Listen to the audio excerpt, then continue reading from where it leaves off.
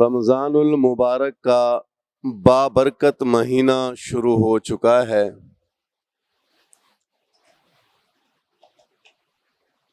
اور رمضان المبارک کا آج پہلا جمعہ ہے۔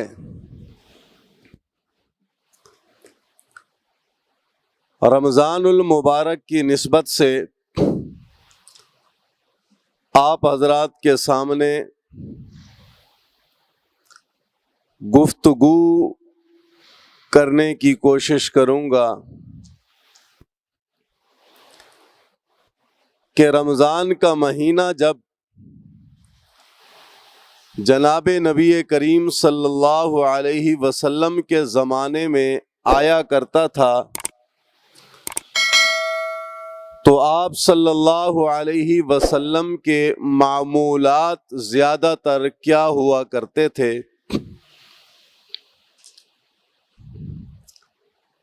اس بات کو جان کر شاید ہم کوشش کریں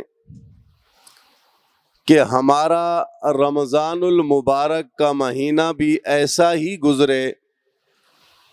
کہ جس اہتمام کے ساتھ جناب نبی کریم صلی اللہ علیہ وسلم اور آپ کی جماعت حضرات صحابہ کرام رضی اللہ تعالی عنہم اجمعین گزارا کرتے تھے۔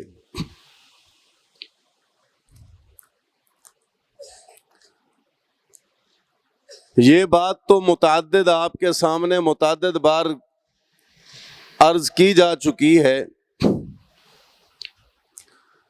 کہ رمضان کے مہینے کا اللہ کے نبی باقاعدہ انتظار فرمایا کرتے تھے اور دعاؤں کا اہتمام فرمایا کرتے تھے کہ یا اللہ رجب اور شعبان کے مہینہ میں ہمارے لیے ایسی برکتیں عطا فرما دیجئے کہ ہم اپنی زندگی میں رمضان کے مہینے تک پہنچ جائیں۔ اور جب رمضان المبارک کا مہینہ آتا تو اللہ کے نبی صلی اللہ علیہ وسلم کی عادت شریفہ کے اندر 3 باتوں کی بہت زیادہ کثرت دیکھی گئی رمضان کے مہینہ میں۔ سب سے پہلی چیز یہ کہ آپ صلی اللہ علیہ وسلم عبادت کا بہت زیادہ اہتمام فرمایا کرتے تھے۔ اما عائشہ صدیقہ رضی اللہ تعالیٰ عنہ فرماتی ہیں کہ جناب نبی کریم صلی اللہ علیہ وسلم رمضان المبارک کے مہینہ میں عبادت کے اندر اور اللہ کی یاد کے اندر اتنے مشغول ہو جایا کرتے تھے کہ بعض اوقات آپ کے چہرے کا رنگ بھی زرد پڑ جاتا تھا، بدل جاتا تھا، اور ایک خاص قسم کے اللہ کے نبی صلی اللہ علیہ وسلم عبادات کے اندر ایسا مصروف ہو جاتے کہ بظاہر دیکھنے سے بھی معلوم ہو جاتا کہ اللہ کے نبی صلی اللہ علیہ وسلم آج کل عبادات کے اندر بہت زیادہ اہتمام فرما رہے ہیں۔ فرضی عبادات تو پہلے بھی ہوا کرتی تھی، لیکن رمضان کے مہینے میں نوافل کا بھی بہت زیادہ اہتمام فرمایا کرتے تھے۔ آپ صلی اللہ علیہ وسلم بعض اوقات ایسا ہوتا کہ فرمایا جاتا ہے کہ اتنی لمبی نماز پڑھتے کہ آپ کے پاؤں مبارک پر ورم آ جایا کرتے تھے زیادہ دیر قیام کرنے کی وجہ سے، اور قیام کی صورت میں قرآن کا زیادہ اہتمام اور تلاوت کرنے کی وجہ سے آپ کے پاؤں مبارک پر ورم آ جایا کرتے تھے۔ عبادات چاہے وہ نفلی عبادات ہوں، فرائض ہوں، واجبات ہوں، تو اللہ کے نبی صلی اللہ علیہ وسلم خود بھی اہتمام فرمایا کرتے اور صحابہ کو بھی اس کی بار بار تلقین فرمایا کرتے تھے۔ سب سے پہلی عادت جو رمضان المبارک کے اندر اللہ کے نبی کی بہت زیادہ کثرت سے دیکھی گئی وہ عبادت ہے۔ اور دوسرے نمبر پر اللہ کے نبی صلی اللہ علیہ وسلم دعا کا بہت زیادہ اہتمام فرمایا کرتے تھے، دعا۔ اور دعا کے متعلق آپ نے فرمایا یہ تو عبادت کا مغز ہے، یعنی کہ عبادت دعا کے بغیر کوئی اہمیت اتنی خاص نہیں رکھتی جب تک دعا اس کے اندر شامل نہ ہو۔ اور دعا اس وقت تک مومن بندے کی قبول ہوتی رہتی ہے جب تک وہ بے صبری کا مظاہرہ نہ کرے۔ پوچھا گیا کہ اللہ کے نبی صلی اللہ علیہ وسلم یہ بے صبری کیا ہے؟ بے صبری سے کیا مراد ہے؟ آپ نے فرمایا کہ جب کسی دعا کی قبولیت میں تھوڑی دیر ہو جائے اور پھر بندہ یہ باتیں کرنے لگ جائے کہ یار میں تو اتنے عرصے سے دعائیں مانگ رہا ہوں، اتنے عرصے سے دعائیں کر رہا ہوں، میری تو دعا قبول ہی نہیں ہوتی، میری تو دعا اللہ تعالیٰ قبول ہی نہیں فرماتے۔ یہ بے صبری جب تک نہ آ جائے تب تک ہر دعا قبول ہوتی رہتی ہے، بشرطے کہ اس دعا کے اندر کوئی ناجائز اور صلہ رحمی کے خلاف کوئی چیز نہ پائی جائے، ہر دعا مومن کی قبول ہوتی ہے۔ اور دعا کے متعلق یہ بھی آتا ہے کہ جب انسان کے اوپر کوئی پریشانی نہ ہو، کوئی غم نہ ہو، کوئی تنگی نہ ہو، کسی چیز کی کوئی خاص ضرورت بھی نہ ہو، یعنی کہ فراخ کے دنوں میں ہر چیز کی وسعت ہونے کے باوجود آرام اور سکون کے دنوں کے اندر جو بندہ اللہ کے سامنے ہاتھ اٹھا کر لمبی لمبی دعائیں مانگا کرے گا کہ یا اللہ میں آپ کا بندہ ہوں، آپ میرے مالک ہیں، آپ میرے خالق ہیں، آپ نے مجھے پیدا کیا ہے، یا اللہ جو کچھ میرے پاس ہے یہ آپ کا دیا ہوا ہے، یا اللہ مجھے صحت اور تندرستی جو آپ نے عطا فرمائی ہے یہ آپ کی دی ہوئی ہے، یا اللہ لوگ جتنے میری عزت کرتے ہیں یہ عزت آپ نے مجھے دی ہوئی ہے، یا اللہ آج جو کچھ بھی میرے گھر میں، میرے پاس، میری ضرورت میں، میرے بچوں کے پاس ہے، یا اللہ یہ آپ کا دیا ہوا ہے۔ اللہ سے لمبی لمبی دعائیں کرتا رہے تو کہتے ہیں کہ ایسے بندے کے اوپر جب زندگی میں جب کبھی کوئی مصیبت آئے گی، کوئی پریشانی آئے گی، تو جیسے ہی اللہ سے دعا کرے گا اس کی دعا کو قبول کر لیا جائے گا۔ کون سے بندے کی دعا کو؟ جو بندہ سکون کے دنوں میں کوئی پریشانی نہیں ہے، فراخی کے دنوں میں کوئی تنگ دستی نہیں ہے، اس وقت اللہ کے سامنے دعا کرتا ہے کہ یا اللہ، اللہ کے سامنے روتا ہے، اللہ کے سامنے گڑ گڑاتا ہے، اللہ کے سامنے اپنی سارے معاملات رکھتا ہے۔ ایسے بندے کے اوپر جب کبھی کوئی مصیبت آئے گی اور مصیبت کے ٹلنے کی وہ اللہ سے دعا کرے گا، اللہ تعالیٰ اس کی دعا کو قبول فرما لیں گے۔ اور حدیث پاک کا مفہوم ہے جب کوئی بندہ کسی بندے کی مصیبت کو زائل کرنے کی کوشش کرتا ہے کہ اس بندے کے اوپر یہ مصیبت ہے، اس کی مصیبت کو میں اس کے اوپر سے ہٹوا دوں، تو اللہ کہتے ہیں کہ میں اس بندے کے اوپر آنے والی مصیبتوں کو ہٹا دیتا ہوں۔ اور جو بندہ کسی میرے بندے کی تنگی کو ختم کرنے کے لیے اس کے ساتھ مدد کرتا ہے، میں اپنے اس بندے کی تنگی کو ختم کر دیتا ہوں، اور میں اس کی مدد کرتا رہتا ہوں اس وقت تک جب یہ بندہ میرے بندے کی مدد کرتا رہتا ہے۔ یعنی کہ ایک بندہ اللہ کی مخلوق کی اگر فکر کرتا ہے تو اللہ اس فکر کرنے والے کی مدد میں لگ جاتا ہے۔ تو یہ دو چیزیں ہو گئی، ایک عبادت جو اللہ کے نبی بہت زیادہ اہتمام فرمایا کرتے تھے، اور دوسری دعا، لمبی لمبی دعائیں مانگا کرتے تھے اللہ سے۔ اللہ کے نبی کو کیا چاہیے تھا؟ اللہ نے بن مانگے سب کچھ عطا فرمایا، لیکن اس کے باوجود اللہ کے سامنے بیٹھ کر گڑ گڑانا، اللہ کے سامنے بیٹھ کر رونا، اللہ کے سامنے بیٹھ کر دعائیں مانگنا، یہ امت کے لیے سبق ہے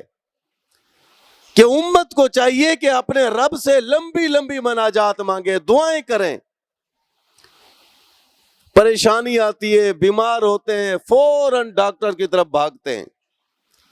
دل میں خیال بھی دعا کی طرف نہیں جاتا، دل میں خیال بھی نوافل کی طرف نہیں جاتا کہ یار 2 رکعت پہلے نفل پڑھ لوں،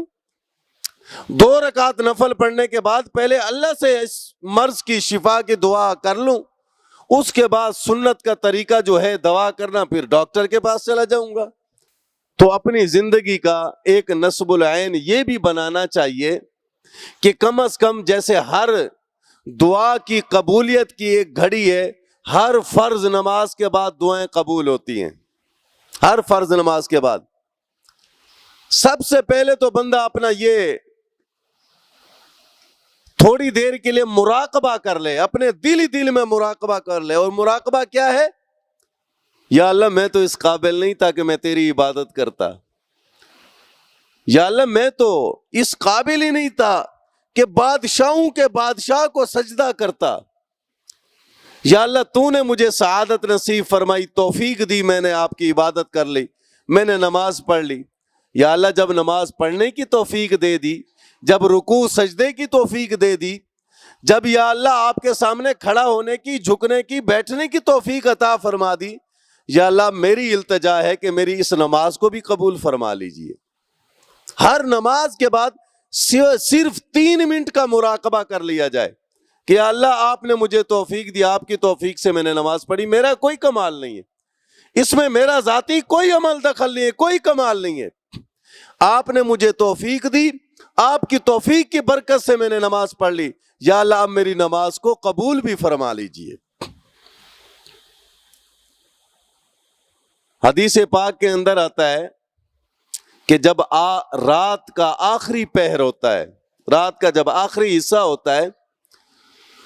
اس حصے میں اللہ تعالی اپنی شان کے مطابق، اپنی شایان شان کے مطابق سب سے نچلے آسمان دنیا پر تشریف لے آتے ہیں اور اعلان کرتے ہیں، ہے کوئی مجھ سے مانگنے والا میں اس کو عطا کروں، ہے کوئی مجھ سے اپنی بخشش کروانے والا میں اس کو بخش دوں، ہے کوئی مجھ سے اپنی ضرورتیں پوری کروانے والا میں اس کی ضرورت پوری کر دوں۔ اللہ تعالیٰ اپنی شایان شان کے مطابق آسمان دنیا پر ہر روز جب ہم سو رہے ہوتے ہیں، رات کے آخری پہر دعا اعلان کرتے ہیں کہ مجھ سے مانگنے والا ہے کوئی میں اس کو عطا کر دوں، اور یہاں ہم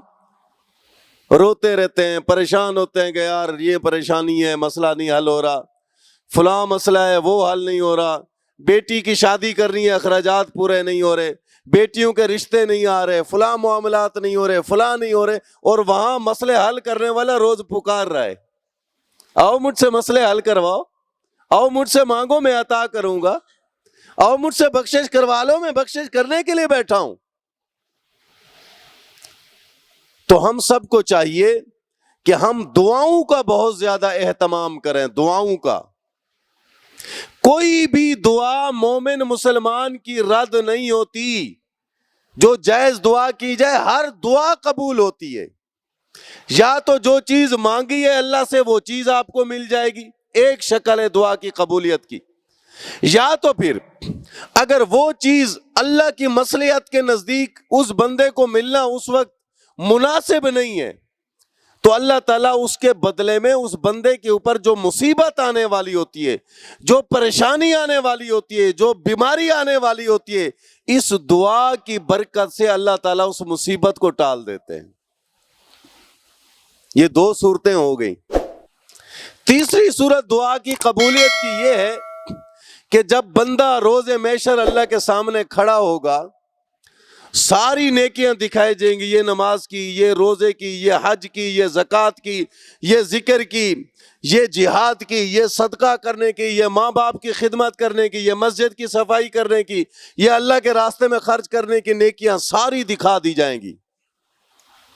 کچھ نیکیاں ایسی ہوں گی کہ بندہ پوچھے گا یا اللہ یہ میری نیکیاں کس کام کی ہے، کس وجہ کی ہے، میں نے یہ کون سا ایسا عمل کیا تھا کہ جس کے بدلے میں اتنی ساری نیکیاں مجھے دی جا رہی ہیں۔ اللہ تعالیٰ فرمائے گا، فرشتوں کے ذریعے جواب دیا جائے گا کہ دنیا میں تم نے دعا کی تھی ہم سے، اس وقت اس دعا کا قبول کرنا تمہارے لیے مصلحت کے خلاف تھا، اس لیے وہ دعا قبول دنیا میں نہیں کی، اس کے بدلے میں ہم تمہیں آخرت میں اس کی نیکیاں دے رہے ہیں۔ پھر بندہ خواہش کا اظہار کرے گا، کاش دنیا میں میری کوئی بھی دعا قبول نہ ہوتی تاکہ اس کے بدلے میں مجھے یہاں نیکیاں مل جاتی۔ تو بھائی دعا کرنا نہیں چھوڑنا چاہیے۔ جو بھی فجر کی نماز پڑھی تھوڑی دیر کی دعا کر لی، ظہر کی نماز پڑھی تھوڑی دیر کی دعا کر لی، عصر کی، مغرب کی، عشاء کی، اور اب تو سیزن چل رہا ہے، اب تو سیزن چل رہا ہے بھائی، رحمت ٹھاٹھے مار رہی ہے، جوش میں ہے۔ آؤ اب جو مانگنا ہے مانگو، آؤ اپنی زندگی کے فیصلے کروا لو، آؤ اپنی قسمت کے فیصلے کروا لو، آؤ اپنے نصیب کے فیصلے کروا لو۔ یہ دو کام اللہ کے نبی بہت زیادہ اہتمام سے رمضان میں فرمایا کرتے تھے، ایک عبادت اور دوسرا دعا، اور تیسرا کام اللہ کے نبی رمضان کے مہینے میں بہت زیادہ سخاوت فرمایا کرتے تھے، بہت زیادہ اللہ کے راستے میں خرچ کیا کرتے تھے۔ ویسے بھی عادت شریفہ یہی تھی آپ کے گھرانے کی، کہیں سے بھی کوئی مال آ گیا تو فوراً اس کو خرچ کر دیا، اس چیز کی بھی پرواہ نہیں کی کہ اپنے گھر میں بھی کچھ کھانے کا ہے یا نہیں ہے۔ ایک مرتبہ حضرت عائشہ صدیقہ رضی اللہ تعالیٰ عنہ کے پاس کچھ اشرفیاں آئیں، آپ تقسیم کرنے میں لگ گئیں، یہ فلاں کو دے دو، یہ فلاں کو دے دو، اتنی فلاں کو دے دو، اتنی فلاں کو دے دو۔ آخر میں خادمہ نے دیکھا کہ ہم دونوں بھی روزے سے ہیں، نہ میرے پاس کچھ کھانے کے لیے نہ حضرت عائشہ کے پاس کچھ کھانے کے لیے۔ اس نے کہا کہ اماں اپنے لیے بھی کچھ بچا لیتی تاکہ ہم بھی افطار کر لیتے۔ اماں عائشہ نے جواب دیا، تمہیں چاہیے تھا تم پہلے یاد دلاتی، اب تو میں نے خرچ کر دیا، اب تو میں نے دے دیا ہے۔ ایسے ہی ایک موقع پر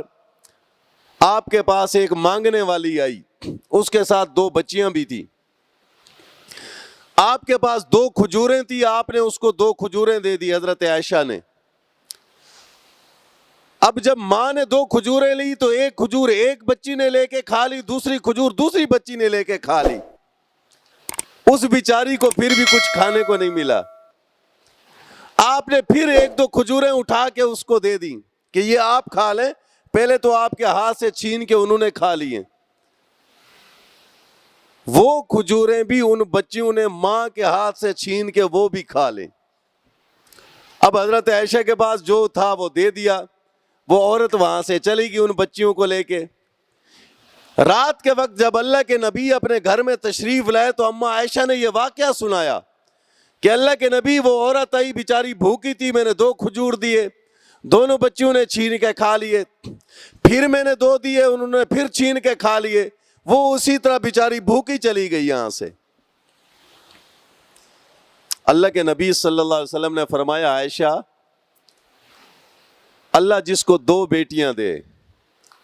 اور وہ ان بیٹیوں کی اچھی تربیت کرے، ان کو حلال حرام جائز ناجائز یہ ساری چیزیں سکھا دے، ان کی پرورش کا خیال رکھے، اچھی جگہ ان کی شادیاں کرے، اچھے لوگوں میں ان کے رشتے کر دے، جو بندہ اپنی بچیوں کی اچھی تربیت کرے گا، اچھی تعلیم دلوائے گا، اچھی جگہ رشتہ کر دے گا، میں محمد اس بندے کی جنت کا ضامن ہوں صلی اللہ علیہ وسلم۔ تو اللہ کے نبی رمضان کے مبارک مہینے میں بہت زیادہ سخاوت فرمایا کرتے تھے۔ اللہ کی طرف سے 2 فرشتے مقرر ہیں، 2 فرشتے ہر صبح وہ اعلان کرتے ہیں کہ یا اللہ، جو بندہ تیرے راستے میں خرچ کرے تو اس کے مال میں اور برکت عطا فرما، اور برکتیں عطا فرما، اس کے مال میں زیادتی عطا فرما، اس کو اور تو نواز دے۔ جو بندہ تیرے راستے میں خرچ کرے. اور جو بندہ گن گن کر رکھے، بخیل بن کر بیٹھ جائے، کنجوس بن کر کے بیٹھ جائے، نہ خود کھائے، نہ بچوں کو کھلائے، نہ ضرورت مند کو دے، نہ کسی رشتہ دار کی رشتہ داری کا خیال کرے، اس کے لیے دعا ہوتی ہے یا اللہ اس کے رزق کو برباد کر دے اور اس کے رزق میں بے برکتی کر دے. ہر روز یہ دو فرشتے صبح صبح دعا کرتے ہیں کہ یا اللہ جو تیرے راستے میں بندہ خرچ کرے اس کے مال میں برکتیں عطا فرما، جو کنجوسی کرے اس کے مال میں بے برکتی عطا فرما دے. اب خود ہی اندازہ کر لیں کہ ایک فرشتہ دعا کرے اور دوسرا اس پہ آمین کہے اور اللہ کی ذات سن رہی ہو، کیا حال ہوگا. تو اللہ نے جس کو مال و دولت سے نوازا ہے، جتنا دیا ہے، کنجوسی نہیں کرنی چاہیے. حضرت اسما بنت ابو بکر صدیق رضی اللہ تعالیٰ عنہ، یعنی حضرت ابو بکر صدیق کی بیٹی، فرماتی ہیں کہ مجھے آپ صلی اللہ علیہ وسلم نے فرمایا اسما آپ کی مٹھی ہمیشہ دینے کے لیے کھلی رہنی چاہیے. آپ کی اشرفیوں والی جو تھیلی ہے اس کا منہ بند نہ کرنا، اس کو خرچ کرتے رہنا. یاد رکھو اگر تم نے اپنی اشرفیوں والی تھیلی کا منہ بند کر دیا تو اللہ بھی دینا بند کر دے گا. بے حساب دو اللہ کے راستے میں، بے حساب. حساب نہیں کرو. اگر حساب کر کر کے دو گے تو اللہ حساب کر کر کے دے گا، حساب لے گا. یہ حدیث کا مفہوم آپ کو سنا رہا ہوں. اللہ کے نبی فرماتے ہیں اللہ کے راستے میں بے حساب خرچہ کرو. اور یہ تو دن ہے خرچہ کرنے کے،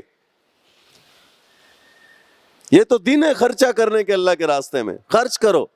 قریب میں دیکھو، اپنے رشتہ داروں کو دیکھو، کون ایسا بیچارہ ہے جس کے بچوں کے ابھی تک کپڑے بھی نہیں ہیں، وہ اپنے بچوں کے کپڑے نہیں لے سکتا، وہ روزانہ افطاری نہیں لے سکتا، ضروریات کی چیزیں اس کے گھر میں نہیں ہیں. جاؤ اس پہ خرچہ کرو. اگر اس کے دل پہ بھاری بنے آپ کا پیسے دینا، بولو میری طرف سے تحفہ ہے آپ کے لیے. نبی کے سچے امتی بن کر نبی کے طریقے پہ چلے، خرچ کرو اللہ کے راستے میں. حضرت بلال کو آپ نے نصیحت کی، بلال جب دنیا سے جاؤ تو فقیر بن کے جانا، مالدار بن کے نہ جانا، فقیر بن کے جانا. اللہ کے نبی میں کیسے بنوں گا، یہ تو میرے اختیار میں نہیں ہے. اللہ کے نبی نے فرمایا میں طریقہ بتا دیتا ہوں آپ کو. وہ طریقہ یہ ہے کہ جو کچھ جہاں سے بھی آ جائے اللہ کے راستے میں خرچ کرتے رہو، اللہ کے راستے میں دیتے رہو. جمع کر کر کے نہیں رکھنا، اس کے اوپر پہرے دار نہیں بٹھانا، خرچ کرتے رہنا. یہاں تک کہ تم خرچ کرتے رہو گے اللہ تمہارے رزق میں برکتیں دیتا رہے گا، اللہ رزق میں اور برکتیں دیتا رہے گا. اور دنیا سے غریب جاؤ گے تو جنت میں اللہ امیر بنا دے گا، اپنے خزانوں سے ایسا نوازے گا. ایک صحابی کہتے ہیں کہ میرے بھائیوں نے حضور صلی اللہ علیہ وسلم سے میری شکایت کی کہ یہ بہت زیادہ خرچہ کرتا ہے، اسراف کرتا ہے، دیکھتا نہیں ہے کتنا خرچ کر رہا ہوں. بچے ہیں، ان کے بچوں کے مستقبل کا کیا ہوگا یہ نہیں سوچتا، کل کو بچے بڑے ہو جائیں گے، ان کی شادیاں کرنی ہیں، ان کے دیگر مسائل ہیں، بس خرچ کرتا رہتا ہے. اللہ کے نبی نے بلایا کیا ہوا، تم ایسا کرتے ہو؟ تمہارے بھائی کہہ رہے ہیں کہ بہت زیادہ خرچہ کرتا ہے، سوچتا نہیں ہے، بغیر سوچے سمجھے اللہ کے راستے میں پیسے خرچ کرتا رہتا ہے، ایسا کرتے ہو کیا؟ اس نے کہا کہ اللہ کے نبی جس طرح سارے بھائیوں کا باغ کے اندر حصہ مقرر ہے، میرا بھی اتنا حصہ مقرر ہے. وہ جب حصہ میرے پاس آ جاتا ہے میں اپنا حصہ اللہ کے راستے میں خرچ کرتا ہوں، اپنے بچوں پر خرچ کرتا ہوں، اپنے دوستوں پر خرچ کرتا ہوں، میں بہت زیادہ خرچ کرتا رہتا ہوں. اللہ کے نبی نے سینے پہ ہاتھ مار کے کہا، دعا دے کے کہا کہ تو اگر ایسا کرتا رہے گا اللہ تیرے رزق میں برکتیں عطا کرتا رہے گا، اللہ تجھے کسی کا محتاج نہیں کرے گا. اللہ کے راستے میں خرچ کرو. وہی تو ہمارا ہے جو ہم نے دے دیا اپنے ہاتھ سے اللہ کے راستے میں. مرنے کے بعد تو اولاد آپس میں لڑ جاتی ہے، فلاں دکان میری ہے، فلاں بنگلہ میرا ہے، فلاں گاڑی میری ہے، اور بندہ یہ توقع کرتا ہے کہ میرے مرنے کے بعد میری اولاد میرے اوپر بڑا خرچ کرے گی، بڑے صدقے کرے گی. اپنی زندگی میں جتنا اللہ کے راستے میں خرچ کر سکتے ہو کر لو. بات کا کوئی بھروسہ نہیں. اللہ اولاد کو لائق بنائے, فرما بردار بنائے, ایک الگ بات ہے, ورنہ یہ مال و دولت کا نشہ بڑی عجیب چیز ہے. وہ صحابی کہتے ہیں کہ میں ساری زندگی ایسے ہی کرتا رہا, میں نے کبھی بھی یہ نہیں سوچا کہ یار فلاں مجاہد کے اوپر اتنا خرچ کیوں کر دیا, میں نے فلاں مجاہد کو اتنی تلواریں کیوں دلا دی, فلاں مجاہد کو میدان جہاد کے لیے گھوڑا کیوں دلا دیا, فلاں مجاہد کو زرہ کیوں دلا دی, فلاں مجاہد کو ڈھال کیوں دلا دی, فلاں مجاہد کے لیے سامان جہاد کیوں دلا دیا. کبھی نہیں سوچا میں نے, جتنا اللہ کے راستے میں خرچ کر دیا. کہتے ہیں کہ مجھ سے زیادہ میرے علاقے میں امیر کوئی نہیں تھا, سب سے زیادہ مالدار میں تھا. یقین کی بات ہے, یقین جب دل میں بیٹھ جائے. حضرت عثمان غنی رضی اللہ تعالیٰ عنہ ایک ہی جنگ کے لیے ایک ہی جگہ پر بیٹھ کر 900 اونٹ دینے کا اعلان کرتے ہیں, سامان سے لدے لدائے, کہ سارے میں اللہ کے راستے میں دیتا ہوں. اللہ کے نبی اتنا خوش ہوئے حضرت عثمان سے, اشرفیوں کو یوں ہاتھ میں لے کر کے آپ یوں فضا میں لہراتے تھے, پھر انہیں پکڑتے تھے, اور آپ کی زبان پر یہ الفاظ جاری تھے کہ آج کے بعد عثمان اگر کوئی گناہ کا کام بھی کر دے گا تو اللہ اس گناہ کو بھی نیکی سے بدل کر کے عثمان کے نامہ اعمال میں لکھ دیں گے. حضرت عمر نے اپنے دور کے لوگوں کو آزمانے کے لیے حضرت ابو عبیدہ بن جراح کے لیے کچھ اشرفیاں دے کر کے بھیجا ایک غلام کے ہاتھ, اور اس کو کہا کہ یہ دینے کے بعد تھوڑی دیر بیٹھ جانا, وہ کیا کرتا ان اشرفیوں کے ساتھ. حضرت عمر کو پتہ بھی تھا کہ وہ ضرورت مند ہے. جب وہ اشرفیاں لے کر کے گئے اور حضرت ابو عبیدہ نے پوچھا کہ کس نے دی, بتایا کہ امیر المومنین نے دی ہیں. دعائیں دی ان کے لیے, اور دعائیں دینے کے بعد اپنے غلام کو بلایا, ادھر آؤ, یہ اتنی اشرفیاں فلاں ضرورت مند کو دے کے آؤ, اتنی فلاں کو دے کے آؤ, اتنی فلاں کو دے کے آؤ, اتنی فلاں کو دے کے آؤ. حضرت ابو عبیدہ بن جراح نے جا کے امیر المومنین کو بتایا, انہوں نے اپنے لیے تو کچھ رکھا ہی نہیں, جو آیا سب بانٹ دیا, تقسیم کر دیا.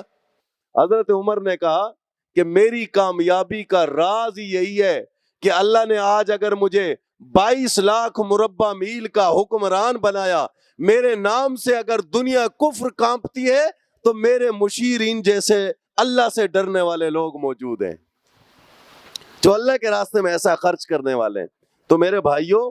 اللہ نے جو مال و دولت دیا ہے وہ اللہ کے راستے میں اللہ کی مخلوق کے اوپر خرچ کرو. بہت سارے لوگ ایسے ہیں جو آپ کو بتا نہیں سکتے, وہ بظاہر سفید کپڑے پہنے ہوئے ہر روز آپ کو ملتے ہیں, اچھی شکل و صورت میں آپ کو ملتے ہیں, لیکن حالات بہت زیادہ لوگوں کے خراب ہو چکے ہیں. اپنے طور پہ دیکھ کے اندازہ کر کے لوگوں کے ساتھ تعاون کرتے رہو, لوگوں کے ساتھ غمخواری کرتے رہو, اپنے قریب کے لوگوں کو دیکھتے رہو, رشتہ داروں کو دیکھتے رہو. اللہ کے راستے میں یہ مدارس کے طلبہ ہیں, ان کے ساتھ تعاون کرو, یا ایسے جو لوگ ہیں جو اللہ کے راستے میں شہید ہو جانے والوں کے گھر والوں کی کفالت کر رہے ہیں, ان کے ساتھ تعاون کرو. بہت سارے ایسے ذرائع ہیں. میں آپ سے نہیں کہتا ہوں کہ آپ لاکھوں روپے دے دیا کرو, میں آپ سے نہیں کہتا ہوں کہ آپ ہزاروں روپے دے دو. اللہ نے 100 روپے کی اگر حیثیت بنائی ہے, اپنی عادت بنا لو, ابھی سے عادت بنا لو, اور وہ 100 روپے اپنے ہاتھ سے نہیں, اپنے بچے کے ہاتھ سے دلواؤ, بیٹا یہ دے دو, یہ اللہ کے راستے میں ہم دے رہے ہیں, تاکہ کل کو جب یہ بچہ بڑا ہو تو اس کے ذہن کے اندر یہ ساری چیزیں نقش ہو چکی ہوں کہ میں نے بھی اللہ کے راستے میں خرچ کرنا ہے. اللہ تعالیٰ رمضان المبارک کی برکات, اس کے فضائل سمیٹنے کی, اور اللہ اپنے راستے کی عبادت, اپنے سامنے دعائیں اور اپنے راستے میں خرچ کرنے کی ہم سب کو توفیق عطا فرمائے, اور اللہ اپنی بارگاہ میں قبول فرمائے. وما علینا الا البلاغ المبین.